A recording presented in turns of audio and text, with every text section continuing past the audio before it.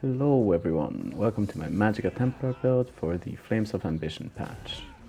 I'm not saying this is the best build out there, we're already well into the patch, so if you do a quick YouTube search you will find plenty of Magplar builds, but I've gotten a few questions about what I run this patch, so I thought I would make a little video and show my Magicka Templar. It has decent spell damage and penetration, it's got good crit chance, nice healing power and very good recoveries, which makes it really fun to play if I'm being honest. I like to have those big yellow numbers pop up on my screen and I like to be mobile. Our high stamina pool and our good stamina recovery lets us move around a lot, which makes it easier for us to position ourselves. It's not the tankiest Magplar out there, so if you prefer the more stationary Magplar builds, where you have a sword and board on your back bar and you block a lot, then this build is probably not for you.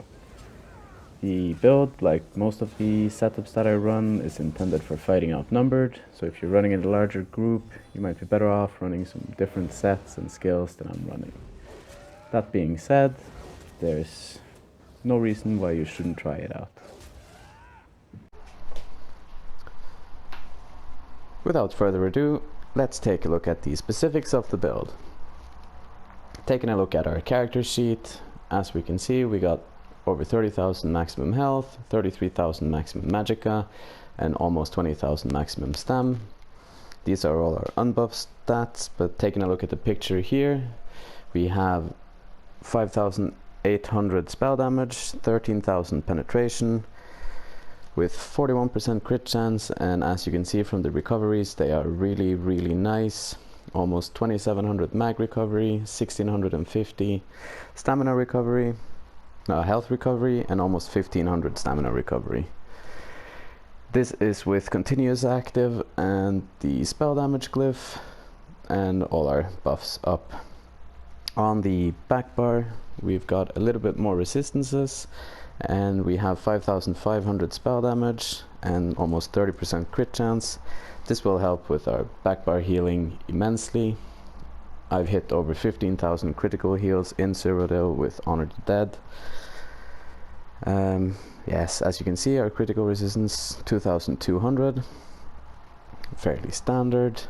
This patch, the attribute points, I've gone 48 into magicka, 16 into health. I'm on a high elf, so depending on the class you choose, the race you choose, you might have to adjust these. I think a Khajiit would be very interesting, given the crit aspect of the build, and I also think a dark elf would work. For the food, I've gone with the sugar skulls, and for the mundus, I've gone with the atronach. Taking a look at the sets, first set, Law of Julianos, giving us that spell critical, spell damage, and a line of maximum magicka. Going with a sharpened two-handed maul for that extra penetration, and the shock damage glyph to proc minor vulnerability.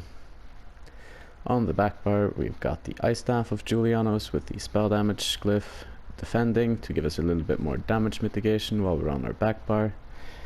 I tried running the Ice Staff of Critical Riposte, but the extra healing power you get from running Julianos is far superior than the little bit of extra crit resistance you get.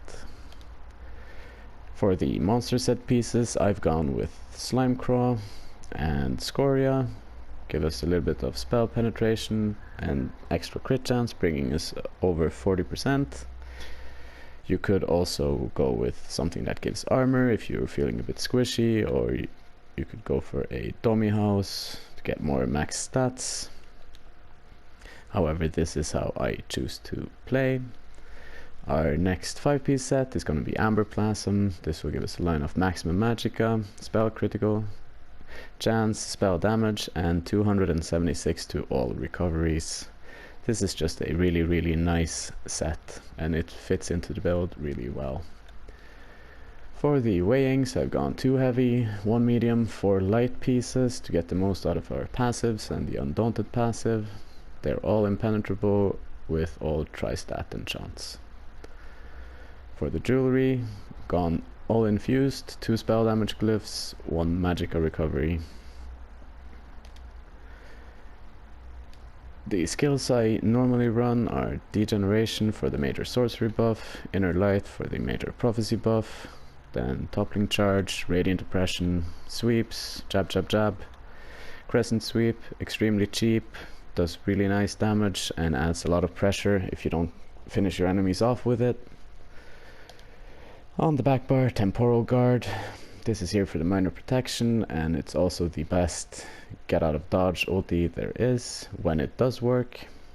We've got Extended Ritual for the cleanse and the healing it provides, Race Against Time, Channeled Focus, Honor the Dead, and Living Dark. Living Dark in combination with Extended Ritual are 1650 health recovery, and the healing you get from jabs should be enough to keep you alive even when you go on the offensive. With this setup, I normally run tri-stat potions, give us all 3 stats back immediately, as well as the recovery buffs, which feeds really nicely into our already high recoveries. If you wanted to, you could go for the Essence of Spell Critical. This will give you Major Prophecy and Health and Magicka back. If you run the crit potions, you could take Inner Light away, and I would then suggest running Living Dark on your front bar and LE Drain on your back bar. The extra 6000 penetration you get makes a really noticeable difference on your damage output. For the champion points, I'm not going to go into any detail on the passives other than suggesting that you get that crit chance up, since that will help put you over 40% crit chance. We are running Fighting Finesse for that extra critical damage and critical healing that it gives. And Biting Aura, this will boost the damage of our jabs and our ultimate.